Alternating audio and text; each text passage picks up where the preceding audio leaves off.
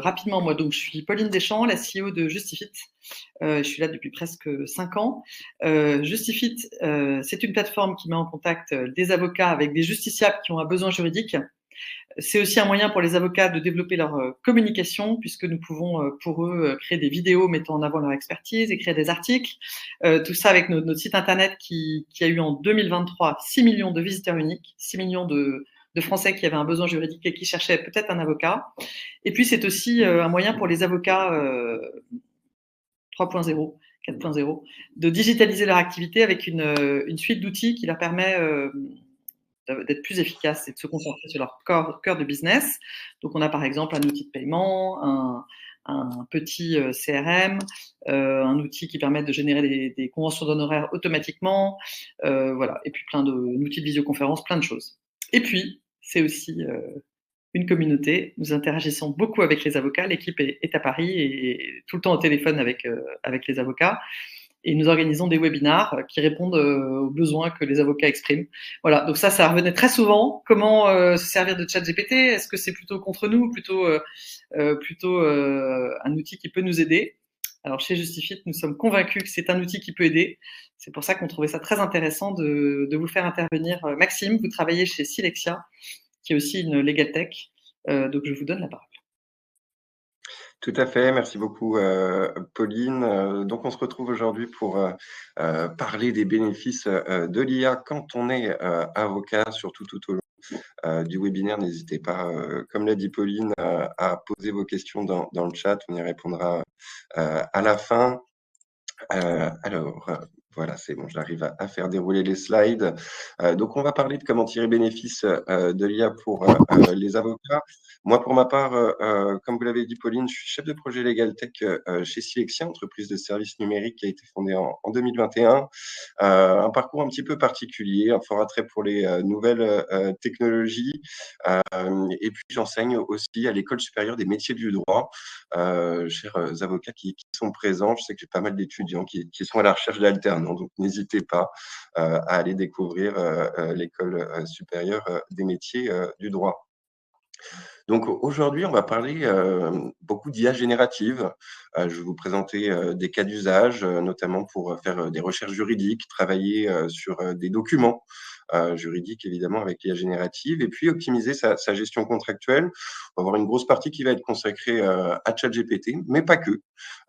Et puis, on finira, parce que c'est indispensable, de parler des risques, des opportunités, des problématiques de confidentialité, et puis des bonnes pratiques que je peux vous partager aujourd'hui sur cet outil.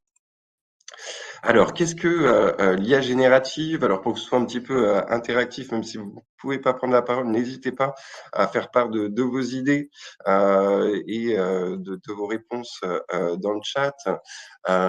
Donc, on en entend beaucoup parler depuis à peu près 2 ans pour le grand public. L'intelligence artificielle générative, c'est une technologie qui permet de créer de nouveaux contenus à partir de données existantes en utilisant des algorithmes qui vont être basés sur du deep learning, si je rentre un petit peu dans le jargon, donc en apprentissage profond en français. Et ça va se distinguer des autres formes d'intelligence artificielle par la capacité vraiment à produire de nouvelles données qui n'existaient pas auparavant. Donc, on va entraîner des algorithmes sur des données existantes et elle va être capable de ressortir des données qui n'existaient pas parce qu'elle a mouliné tout un tas de textes, d'images, de sons. Et contrairement à ce qu'on pouvait voir dans les années 90, parce que l'IA, elle n'est pas récente, ça fait plus de 30 ans que ça existe, et bien avant, on avait de la programmation manuelle des règles, des comportements que devait avoir l'intelligence artificielle. Aujourd'hui, je ne vais pas dire qu'elle est autonome, mais elle a une capacité d'innover et de prendre un petit peu des initiatives par rapport au jeu de données sur lequel elle a été entraînée. Donc moi, je vais vous parler aujourd'hui de recherche juridique, de rédaction juridique et puis de suivi contractuel.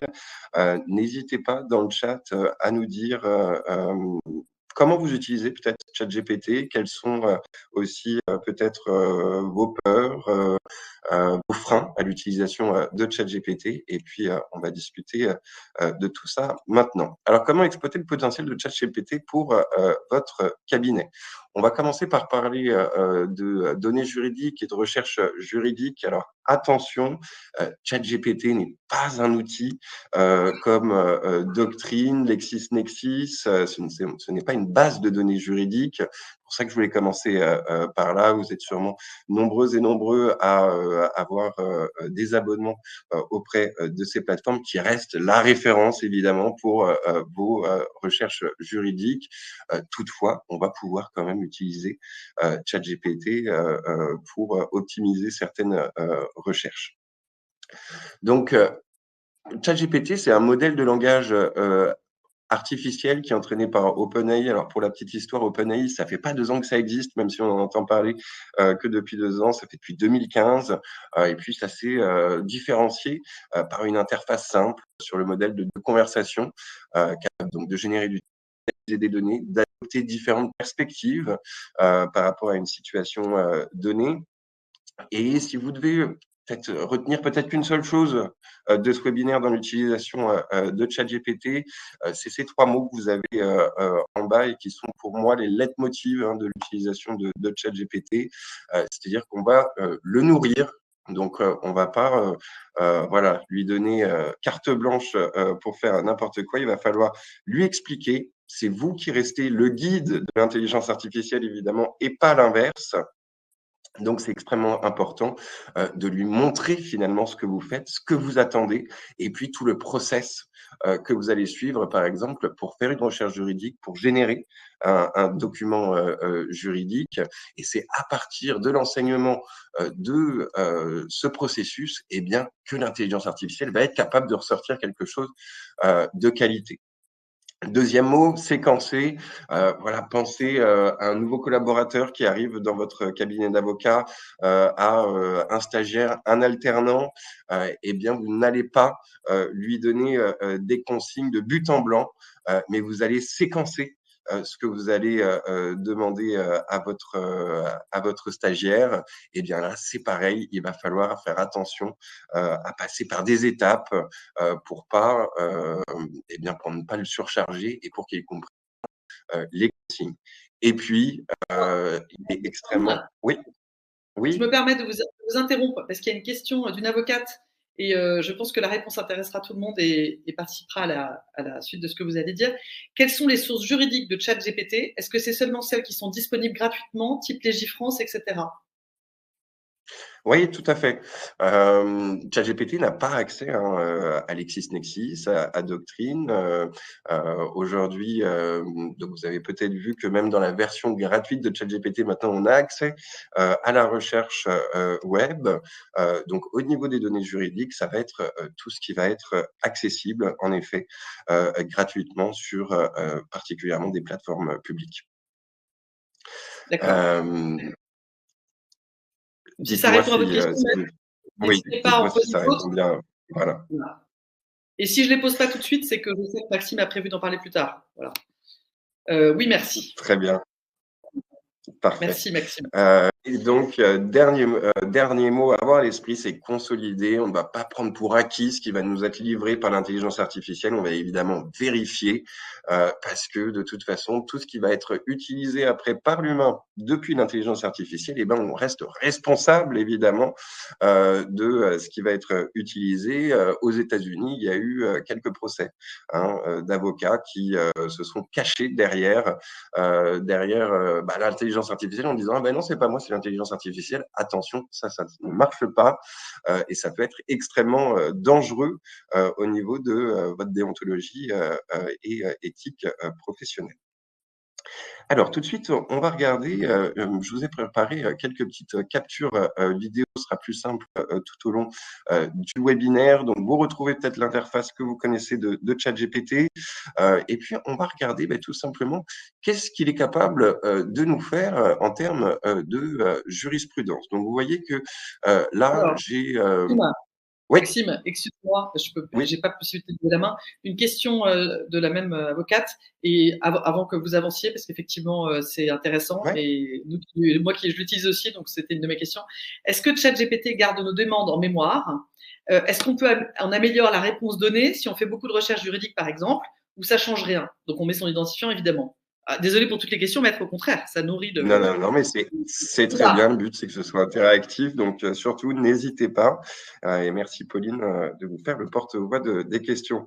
Alors, on va le voir hein, au niveau de la confidentialité des échanges. Vous avez la possibilité de choisir si vos conversations vont entraîner les modèles d'OpenAI ou pas. Moi, ce que je vais vous conseiller, surtout si vous l'utilisez sur des dossiers clients, ça va être de couper évidemment cette possibilité d'entraîner les modèles d'OpenAI à partir de vos conversations, parce que sinon c'est une faille au niveau de la confidentialité de vos échanges et de vos dossiers clients. Donc si vous désactivez cette option, eh bien ça ne va pas entraîner le modèle. Et si vous restez sur votre espace, eh bien c'est la conversation, au fil de la conversation avec ChatGPT, dans une même conversation, eh bien, il va apprendre au fil de la conversation en fonction de vos échanges. Mais si vous ouvrez une nouvelle conversation, eh bien, vous allez retrouver à zéro. Euh, Ah, donc, au donc niveau de la recherche de jurisprudence, ouais, oui, donc dites-moi. ChatGPT ne se nourrit pas de tout ce que les gens lui disent pour s'améliorer, en fait. À la base, si. À la base, si, mais il faut, je vous conseille, moi, si vous êtes donc avocat, de désactiver justement cette option pour garantir la confidentialité. Mais oui, oui, sinon, D'accord. à la base, et on verra où Dommage. est-ce qu'est le paramètre à la fin. Mais à la base, oui, ça va permettre d'entraîner les modèles, même si on n'a pas du tout de visibilité sur comment cela fonctionne, quelles données va remonter dans les modèles. Et donc là, on a un petit biais Ah de la oui, part parce que ça pourrait d'OpenAI remonter, ça pourrait remonter chez quelqu'un d'autre. En fait, c'est un outil qui évolue pour tout le monde. C'est ça, exactement. D'accord, Exactement, d'accord, exactement. d'accord. Alors, donc une petite recherche de jurisprudentielle que je vous présente, j'espère que vous voyez bien à l'écran. Alors, vous voyez que là, j'ai commencé par lui donner des instructions, pas tant sur la recherche que je veux mener, mais plutôt sur les consignes qu'il va devoir suivre pour faire une recherche donnée. Donc, qu'est-ce que je lui ai dit dans cette première étape? Je lui ai expliqué qu'à chaque fois qu'on va lui demander de faire une recherche jurisprudentielle, eh bien, il va devoir suivre un certain format. Donc, identifier les décisions pertinentes, synthétiser les faits, les arguments des parties, les motifs des juges, mettre en évidence les tendances jurisprudentielles et les critères d'évaluation, présenter les résultats sous forme de fiches synthétiques et structurées pour une utilisation ultérieure dans des dossiers clients. Donc là, on va vraiment lui demander, le conditionner finalement pour avoir un format donné à chaque recherche. Donc une fois que vous avez paramétré cette conversation, vous allez pouvoir eh bien, lancer toutes sortes de recherches et il va suivre exactement eh bien, la même cheminement dans la production d'une note jurisprudentielle. En tout cas, voilà, sur cette première étape, on a vu que on va expliquer le format qu'on attend et ensuite on va lancer notre recherche jurisprudentielle en lui donnant un maximum d'informations. Donc, pour celles et ceux qui arrivent à visualiser la vidéo, eh bien, vous voyez que après l'intelligence artificielle s'exécute, va suivre exactement le plan qu'on lui a soumis. Et puis, on va pouvoir, vous voyez qu'il y a également les sources qui s'affichent. Et alors là, je ne sais pas pour vous, mais moi, ça me dérange un petit peu parce qu'on est beaucoup sur des sources juridiques qui sont les premiers résultats de Google, finalement. On a beaucoup de dallos étudiants et bah voilà, on aimerait peut-être avoir d'autres types de sources, peut-être un petit peu plus fiables. Et c'est pour ça que il est extrêmement important de maîtriser ce qu'on appelle le prompt engineering, c'est-à-dire maîtriser l'art de faire des requêtes. à l'intelligence artificielle. Et je vais vous proposer tout de suite donc de voir quelle est la structure d'un bon prompt et puis comment on va transformer bien, notre requête initiale en un bon prompt pour améliorer les résultats de ChatGPT. Donc, ce qui est primordial lorsque vous utilisez ChatGPT, ça va être de lui assigner un rôle et puis de lui donner beaucoup d'informations sur le contexte. Donc là, vous avez à l'écran, ce n'est pas une vidéo, donc il n'y a pas de souci d'affichage normalement. Vous avez la structure d'un bon prompt à ChatGPT. Alors attention, hein, c'est pas que pour ChatGPT, ça peut être aussi d'autres IA génératives que vous utilisez, comme par exemple celle de Gemini, de Google, pardon, et puis par exemple Claude qui vient d'arriver en France, ou également Copilot, l'intelligence artificielle de Microsoft basée sur ChatGPT. Donc, ce qui est essentiel, ça va être de lui attribuer un rôle. Donc, par exemple, tu es un juriste. Donc là, ce n'est pas ce qu'on a fait dans l'étape précédente et on allait de but en blanc dans l'action et dans l'explication de ce qu'on veut. Donc ça, oui. Maxime, donc, ce que dit l'avocate, ça marche, mais c'est écrit en tout petit.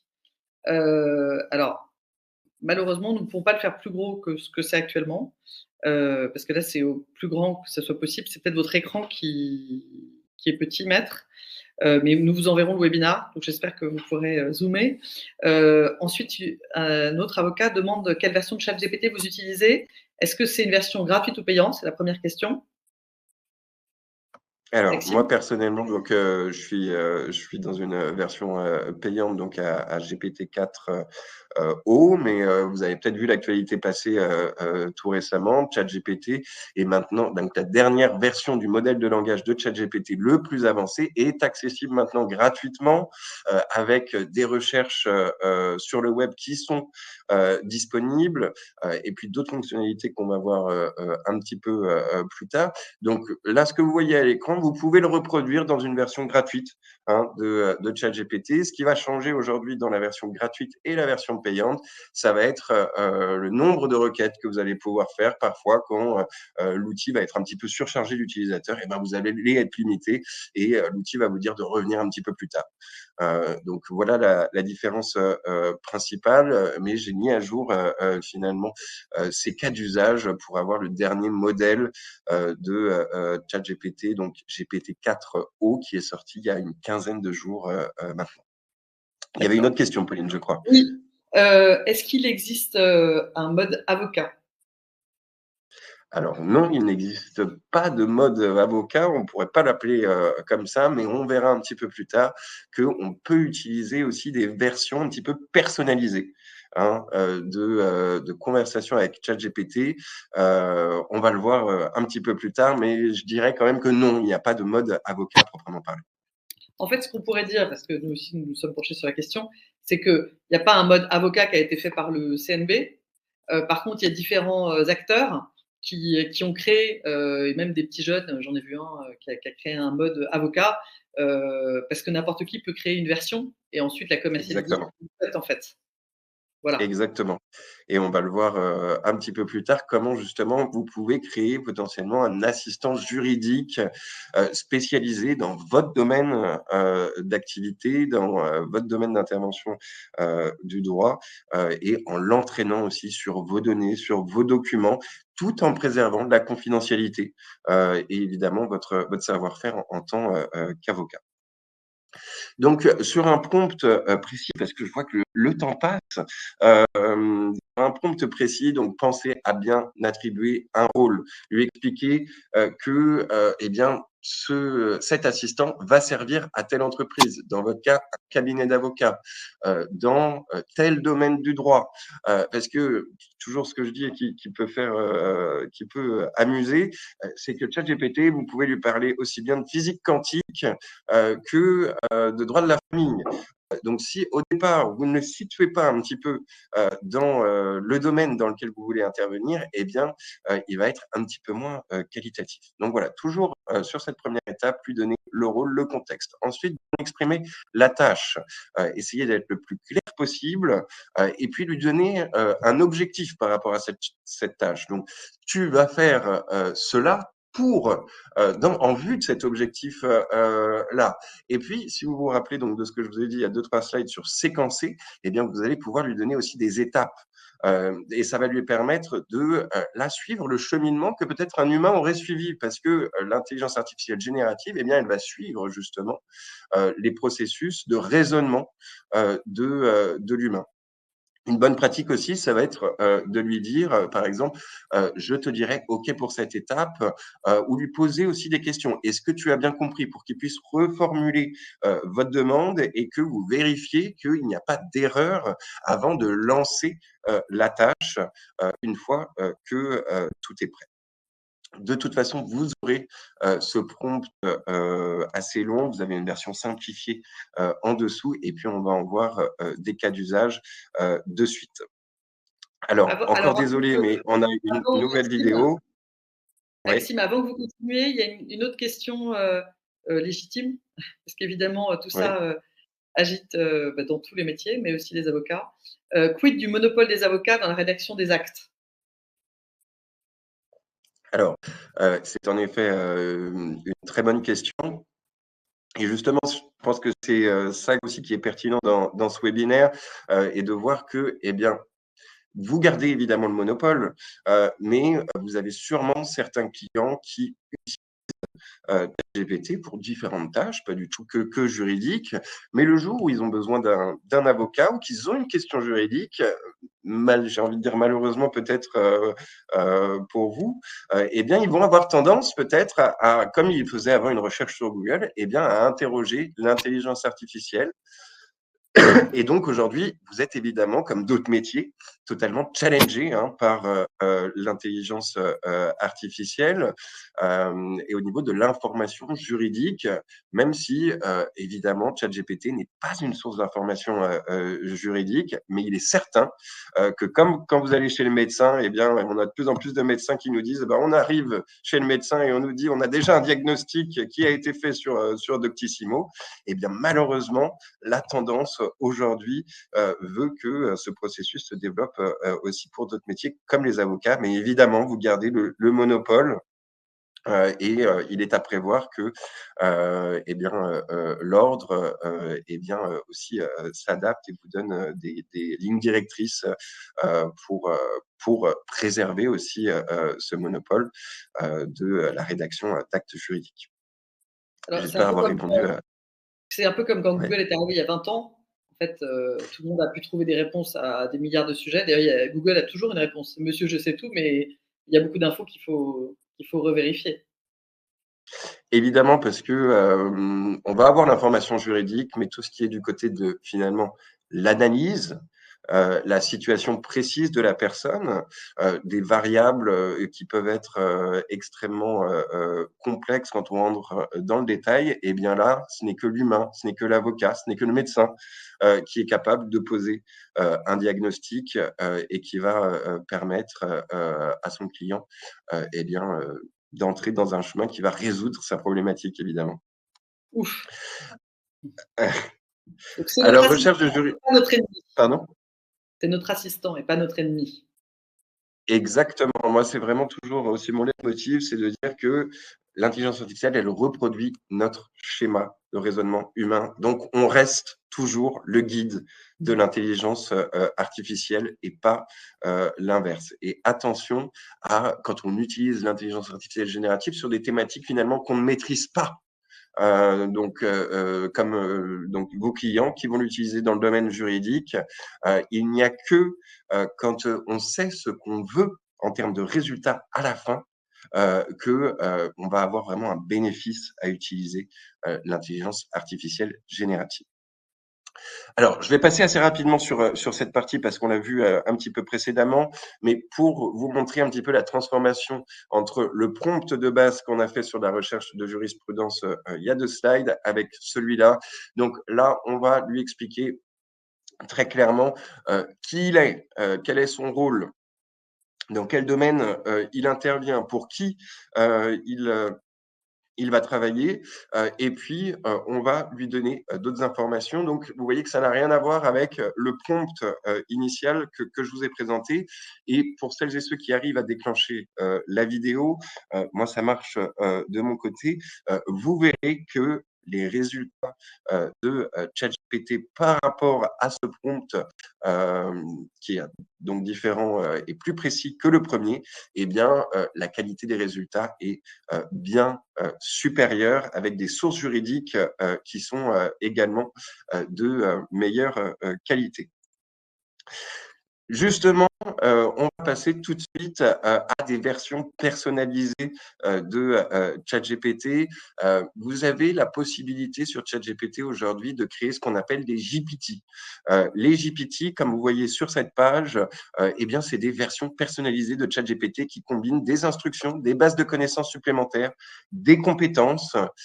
Et donc, ça va être extrêmement intéressant pour vous afin eh bien, d'éduquer tout simplement votre GPT. Alors malheureusement, encore désolé, mais c'est une nouvelle vidéo que vous avez là.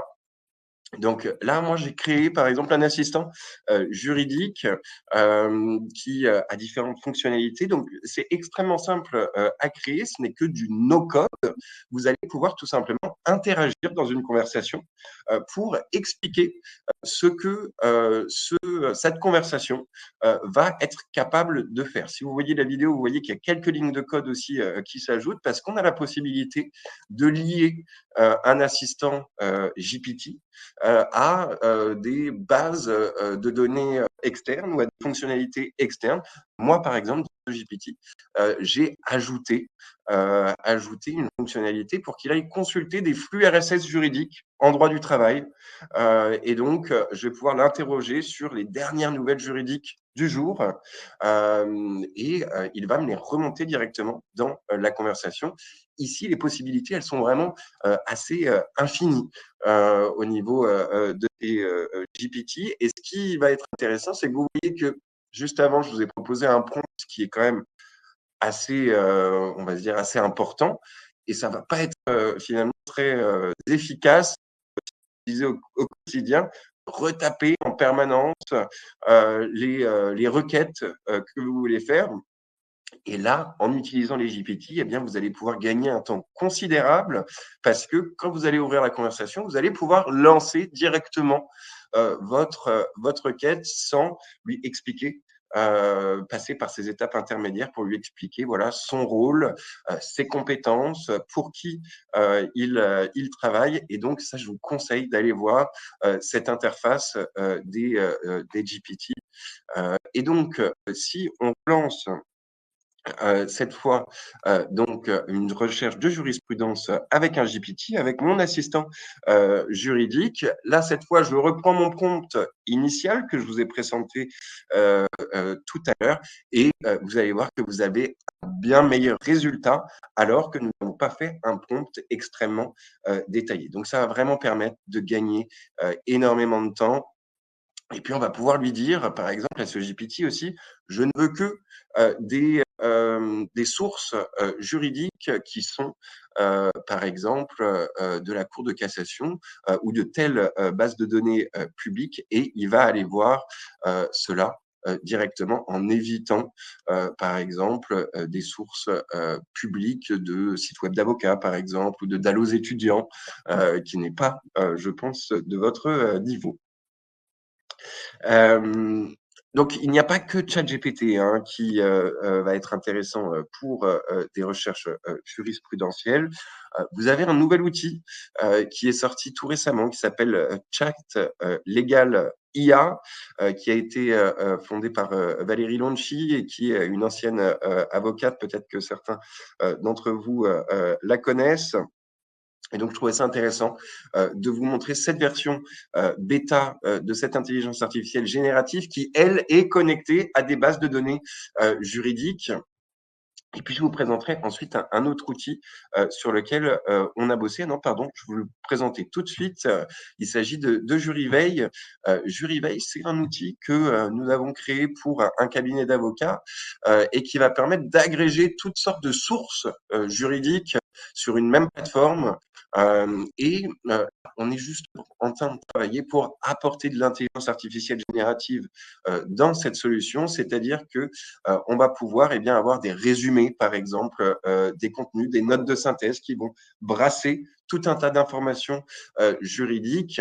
Et c'est ça que je voulais vous dire, c'est que aujourd'hui, la tendance est d'amener l'intelligence artificielle générative directement dans les outils que vous utilisez. Et c'est le cas, par exemple, évidemment, de LexisNexis et de Doctrine. Au niveau de chat Legal AI, vous avez une interface qui change un petit peu. Vous avez au milieu donc la possibilité d'avoir une conversation un petit peu comme avec ChatGPT, avec l'intelligence artificielle générative. Et puis sur la droite, vous allez pouvoir lancer une recherche juridique à partir de mots-clés, en sélectionnant les fonds documentaires qui vont être sollicités. Et puis, vous allez avoir tout de suite une visualisation des décisions qui ont été rendues au niveau de la jurisprudence. Et puis, vous allez pouvoir les consulter, avoir un résumé et puis voir la décision, la chronologie. Vraiment, c'est un outil qui est extrêmement intéressant. Je vous invite à le tester. Il est dans sa version bêta aujourd'hui, mais n'hésitez pas à me dire ce que vous en pensez. Moi, j'étais assez bluffé Maxime, par l'outil. Oui, Maxime, dites-moi. cet outil est gratuit? Est-ce que cet outil est gratuit? C'est une question d'une avocate. Alors, cet outil n'est pas gratuit. Il coûte, je crois, 50 € par mois. Donc, ça reste quand même assez accessible, me semble-t-il. Et donc, vous allez avoir une IA générative qui va être spécialisée vraiment dans le domaine juridique. Et puis, cette base de données documentaire de jurisprudence. Et puis, vous allez avoir plein de petits autres assistants. Là, je ne me suis pas étendu sur le sujet. Et vous avez 7 jours gratuits si vous voulez le tester. Donc, c'est encore dans sa version de développement, c'est une version bêta. Mais évidemment, pour améliorer l'outil, ils ont besoin d'utilisateurs. Donc, n'hésitez pas à aller le tester pendant une semaine gratuitement. Ça peut être assez intéressant. J'ajoute, pour ceux qui nous rejoignent en cours de route, que nous vous enverrons, comme à chaque webinar, un replay par email, un email plutôt, avec un lien vers un article dans lequel il y aura le replay du webinar, ainsi que dans l'article les points les plus importants. Et nous mettrons dedans les liens vers ces différents outils pour que vous puissiez les retrouver. Et n'hésitez pas à aller sur notre site que je vous ai envoyé, notre blog à destination des avocats, Maîtrise, accessible de notre site Justifit, et sur lequel il y a les replays on a fait une quarantaine de webinaires sur différents sujets, tous à destination des avocats. Alors, il y a une autre, toujours, merci Maître de poser toutes ces questions qui enrichissent la conversation. Alors, plusieurs questions. La première, Maxime, quel est l'apport par rapport à Lexis ou à Doctrine? L'apport de ChatGPT ou de ChatLegal IA? Alors, comme je vous l'ai dit au début, peut-être que vous êtes arrivé en cours de route. Les deux. Moi, je vous recommande évidemment de garder l'accès à Doctrine, à LexisNexis, qui sont des bases de données juridiques fiables. Avec ChatGPT, vous n'êtes pas connecté à des bases de données juridiques. Ça va vous permettre, en revanche, de traiter de l'information, de traiter, par exemple, les résultats qui vont vous être fournis par LexisNexis, par Doctrine, pour les traiter d'une manière différente ou pour faire des recherches. on va dire, qui vont orienter déjà un premier niveau d'analyse sur une situation donnée. Mais attention, voilà, ChatGPT ne va pas remplacer LexisNexis. Je vous ai parlé des GPT. Aujourd'hui, il n'y a pas de GPT qui ont été créés par Doctrine et LexisNexis. Ça arrivera. Hein, peut-être, même si aujourd'hui ces outils intègrent des fonctionnalités d'IA générative qui sont en développement et qui seront de plus en plus précises avec le temps. Très Alors, on va bien. passer tout de suite. Oui, Ça serait donc dites-moi. un moteur de recherche avec rédaction. Oui, oui, mais c'est ça. C'est un moteur de recherche. Exactement, c'est ça. Ouais, tout à fait. Exactement. Alors Maxime, il nous Euh, reste 17 minutes. Je fais le timekeeper. Donc, bah, si on ne voit pas tout, c'est pas grave parce qu'on aura déjà vu beaucoup de choses. Mais allez-y. Très bien. Alors celui-là, je vais le passer parce que je pense que vous le savez. Vous pouvez résumer un document. Oui, non, ça c'était quelque chose qui n'était pas disponible avant dans la version gratuite. Aujourd'hui, vous pouvez, dans la conversation, charger des documents directement avec ChatGPT et en avoir, par exemple, un résumé. Ici, vous avez un exemple sur lequel j'avais travaillé avec un cabinet d'avocats en droit des dommages corporels, droit des assurances. Qui travaille par exemple sur l'incendie de Lubrizol que vous aviez peut-être suivi, je crois que c'était il y a 2 ans. Eh bien, tout simplement, on a une étude sur les conséquences de cet incendie au niveau industriel. C'est un document de plus de 50 pages. Eh bien, on va le soumettre à l'intelligence artificielle générative et on va avoir un résumé. Vous allez pouvoir poser des questions, interagir directement avec le document. Donc, ça va être très intéressant. Vous voyez qu'en dessous, à chaque fois, je vous mets le prompt simplifié pour faire cette tâche. Vous verrez à la fin du webinaire que je pourrais vous donner accès évidemment à ces prompts, même si vous l'avez de toute façon dans le replay du webinaire. Ici, je vous ai mis un exemple de rédaction d'un contre-chiffrage toujours pour ce même cabinet d'avocats. Donc, ce cabinet d'avocats a reçu un chiffrage en dommages corporels. Cet avocat, lui, est avocat de l'assureur et il doit fournir un contre-chiffrage un petit peu à la baisse, un petit peu révisé pour son client. Et bien, tout simplement, on lui a soumis le chiffrage qui a été reçu et puis on va lui expliquer que l'on veut un contre-chiffrage et donc en ayant, là on travaille sur un GPT personnalisé qui a les bonnes règles évidemment du chiffrage de dommages corporels et l'intelligence artificielle va s'exécuter.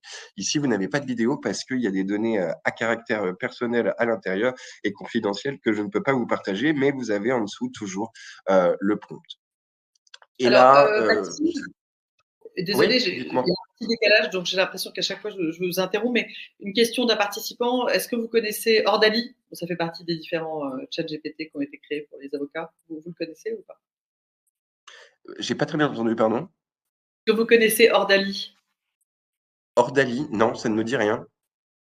Bon, vous pouvez continuer. C'est un des différents chats GPT qui a été créé au service des avocats. Très bien, et j'irai voir avec plaisir, je vous donnerai mon avis. Là, vous avez un exemple d'une requête au tribunal administratif. Que ce soit, mon client était assez bluffé par ce cas d'usage. Voilà, il intervient auprès, par exemple, de restaurateurs qui ont subi du vandalisme lors des émeutes de juillet 2023. Eh bien, il a un modèle de requête au tribunal administratif, une trame de documents. J'imagine que vous en utilisez dans plein de domaines du droit différents. On soumet cette trame à ChatGPT et puis on lui dit qu'on va vouloir compléter cette trame à partir d'une multitude de documents où sont contenues les informations qui vont permettre de compléter cette trame. Là, dans cet exemple, on a à peu près 6 documents qui vont couvrir tout le dossier, qui sont de taille variable. Là encore, je n'ai pas pu vous partager l'entièreté parce qu'il y a des données confidentielles. Mais une fois que vous avez soumis votre modèle de requête, vous allez charger vos 6 documents et là, l'intelligence artificielle va s'exécuter pour compléter le document Et donc là, ça vous fait gagner un temps considérable pour rédiger et compléter un modèle de document juridique.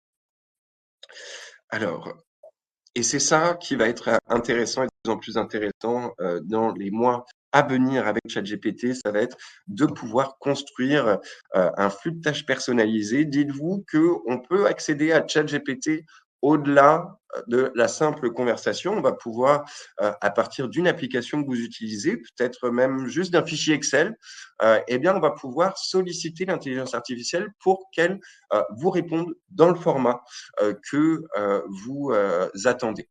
Donc, on va travailler, nous, sur eh bien, les informations dont on a besoin pour une requête très spécifique à ChatGPT et avoir le format que l'on attend. Et donc, ça, c'est vraiment, oula, c'est extrêmement intéressant. Alors, je vois que là, il y a quelque chose qui a sauté dans mes petits bâtonnets. J'espère qu'on va s'y retrouver. Je vous le remettrai peut-être au clair. Donc, ce qui va être intéressant aussi au niveau des GPT et de ces assistants personnalisés, c'est qu'on va pouvoir les mettre à disposition de vos clients si vous le souhaitez dans une démarche de développement commercial ou tout simplement de foire aux questions. Vous êtes souvent sollicité quotidiennement pour des questions assez similaires. Eh bien, aujourd'hui, ChatGPT, avec votre assistant juridique donc personnalisé, avec votre GPT, va pouvoir répondre à ces questions. Et puis, vous pouvez même envisager d'avoir une version commercialisable qui va être nourrie de vos trames de documents que vous allez mettre à disposition de vos clients.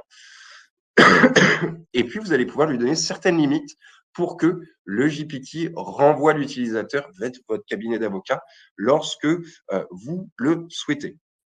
Donc, je passe malheureusement très vite parce que le temps file, mais c'est vraiment quelque chose qui est extrêmement intéressant. J'imagine que dans la version finalisée du webinaire en replay, vous aurez ce schéma un petit peu plus lisible. Combien de temps nous reste-t-il, Pauline? 10 minutes. Et 10 minutes? Bon, ça va. Ouais.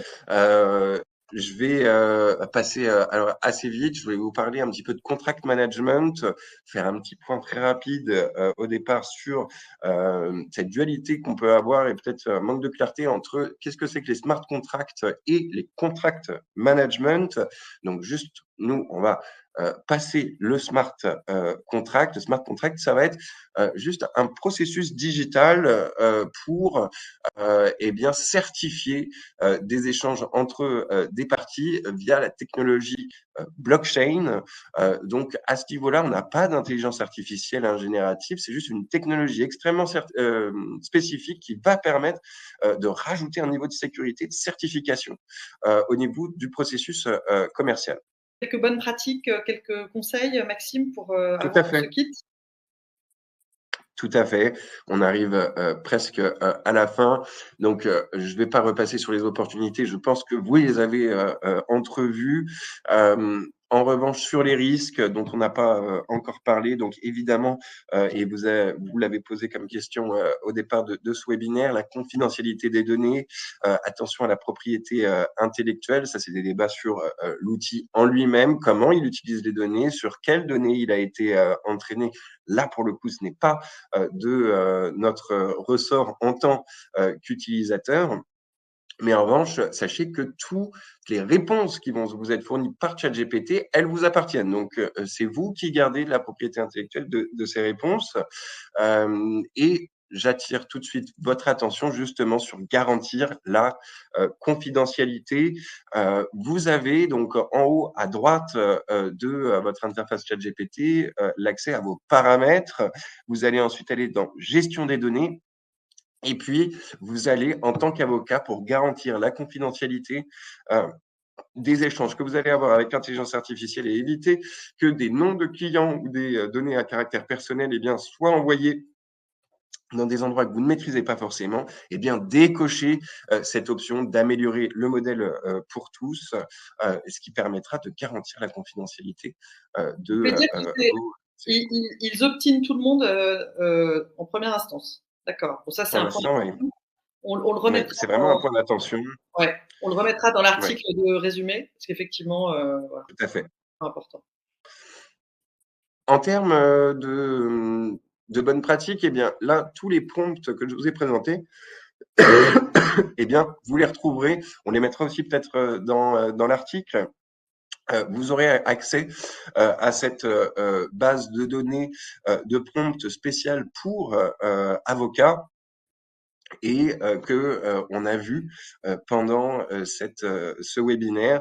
Donc, n'hésitez pas à les utiliser. Vous avez aussi d'autres prompts que vous pourrez découvrir et tester via cette base de données de prompts. Donc, je vous invite vraiment à les utiliser.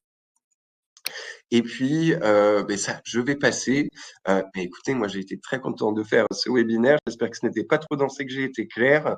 Il nous reste encore quelques minutes. N'hésitez pas à me poser toutes les questions que vous avez. Bah, merci Maxime, c'était super intéressant et on a eu beaucoup de questions. Merci à ceux qui ont posé des questions, qui ont permis d'éclairer. Je pense que le point sur la confidentialité et la propriété intellectuelle, c'est super. C'est aussi rassurant de savoir que grâce à ChatGPT, on peut être plus efficace et donc il ne faut pas avoir peur de cet outil qui est un véritable assistant. Donc nous vous enverrons comme d'habitude le replay, un article. J'en profite aussi pour vous dire que si vous voulez contacter des gens de notre équipe, je me permets de vous envoyer un lien vers une page qui vous permet de prendre rendez-vous. Voilà, on a une équipe qui est digital friendly et qui peut vous renseigner sur plein de sujets et vous en dire plus sur Justifit. Quand vous fermerez, que vous quitterez ce webinar, on vous demandera des idées et un feedback. Donc, n'hésitez pas à nous le donner. C'est grâce à ces retours qu'on a mis en place et qu'on a contacté Maxime pour lui proposer de faire ce webinaire sur ChatGPT. Le prochain sera en septembre sur TikTok. C'est moins sérieux, mais c'est aussi, ça peut aussi être inquiétant, mais ça peut aussi être un outil. Voilà. Donc, maintenant que vous avez participé, on vous enverra la prochaine invitation. N'hésitez pas à revenir. Voilà. Merci Maxime. Un petit mot de la fin ou voilà, est-ce qu'on a fait le Eh tour bien, écoutez, avec grand plaisir. Je pense que le prochain webinaire sur TikTok sera très intéressant. C'est vrai que vous avez de plus en plus d'avocats qui misent sur cette plateforme, qui va permettre d'accroître considérablement votre visibilité. Moi, je reste à votre disposition si vous avez des questions, parce que je suis passé très très vite sur certains aspects. Vous pouvez évidemment me contacter sur LinkedIn ou par mail, et puis on vous mettra à disposition donc cette présentation et puis les différents prompts, les différentes requêtes à ChatGPT qu'on a vues pendant ce webinaire. Donc, surtout, j'espère que vous ferez bon usage de ChatGPT et attention quand même à la confidentialité. Gardez en mémoire que c'est vous qui restez le guide et que c'est vous qui devez expliquer à l'intelligence artificielle comment travailler et pas évidemment l'inverse, parce qu'on est encore loin du remplacement des avocats par l'intelligence artificielle. Et ce n'est pas Merci l'objectif. Maxime. Et merci à tous. Passez une bonne après-midi et à très bientôt. Au revoir. Au revoir.